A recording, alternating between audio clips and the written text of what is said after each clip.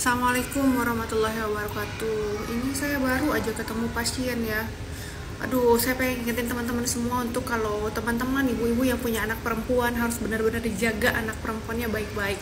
Jangan gampang percaya kalau mereka minta izin untuk nginep di rumah temennya, siapapun itu. Kalau kita nggak kenal baik anak itu, jadi jangan segampang itu untuk memberikan izin pada anak-anak perempuan kita ya. Jadi ini saya baru kedatangan pasien, umurnya baru 10 tahun ya, 10 tahun. Kemudian dia izin sama, dia dibawa sama tantenya karena dia itu baru abis pulang nginep dari rumah temennya katanya gitu. Dan ini temennya itu dia kenal cuman dari sosmed, dari Instagram, teman main, teman perempuannya, sama-sama umurnya 10-11 tahun. Dan ternyata ketika ditanya kamu habis ngapain dan segala macam, dia kurang meyakinkan jawabannya, dan akhirnya dia dibawa sama tantenya karena orang tuanya nggak berani membawa dia periksa ke dokter obgyn.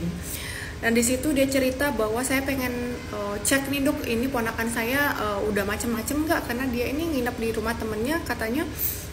Kita lagi lengah, kita lagi banyak kegiatan di rumah, orang tuanya lagi keluar kota, dan dimintain izin dan dia nyelinap pergi, katanya sih nginep di rumah temennya gitu. Dan ternyata usut punya usut, akhirnya saya periksa, saya tanya-tanya adiknya, ternyata mereka dia itu nginep di rumah temennya itu berempat, jadi 2 cewek 2 cowok, udah janjian ada di situ.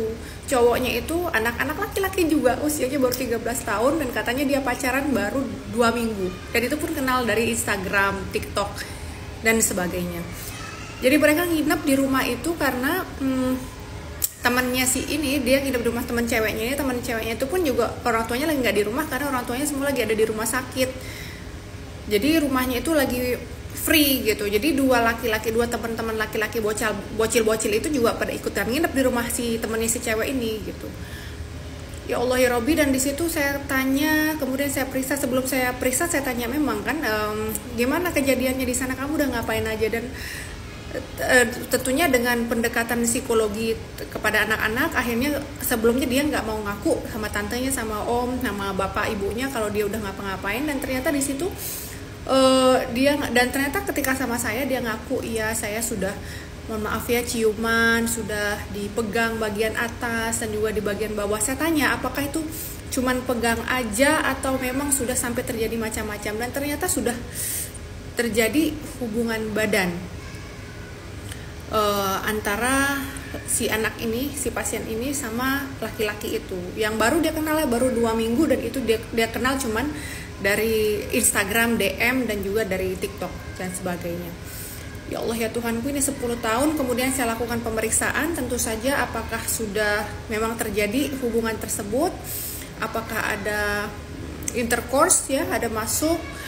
Dan memang ternyata, dan sayangnya saya mendapatkan memang selaput darah atau himennya memang sudah robek, dan ada robek di Tuhan ya Allah ya Rabbi ya Karim, 10 tahun loh.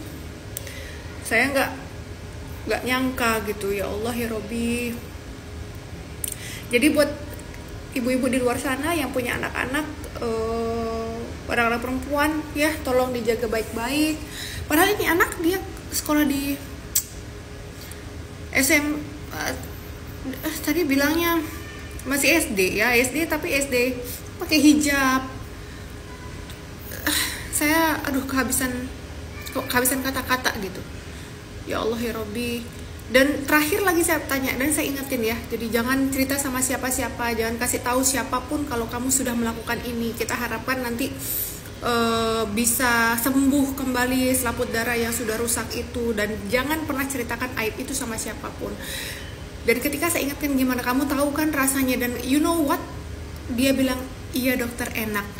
Ya Allah, saya kira dia akan ada traumatis ya, ada trauma terhadap kejadian tersebut. Dengan segitu saya ingetin efek jangka panjangnya, dampak buruknya, ada kemungkinan ini itu dan segala macam. Dan tapi dia bilang kalau itu adalah pengalaman yang menyenangkan untuk dia. Ya Allah ya Robbi. Jadi saya sampai nggak habis pikir, dan saya ingetin lagi ke keluarganya waktu itu, ini ya harus dijaga baik-baik, kalau bisa dibawa ke psikolog anak karena emang sudah pola pikirnya udah aneh gitu. Jadi hati-hati buat ibu-ibu di luar sana yang punya anak perempuan pada khususnya, tolong dijaga baik-baik pergaulannya, jangan terlalu bebas dan jangan terlalu gampang memberikan izin, tolong dikontrol. Dan peran kita sebagai ibu di rumah tangga itu, ibu ataupun ayahnya juga sangat penting untuk menjaga anak-anak kita, apalagi untuk masa depannya di kemudian hari. Oke?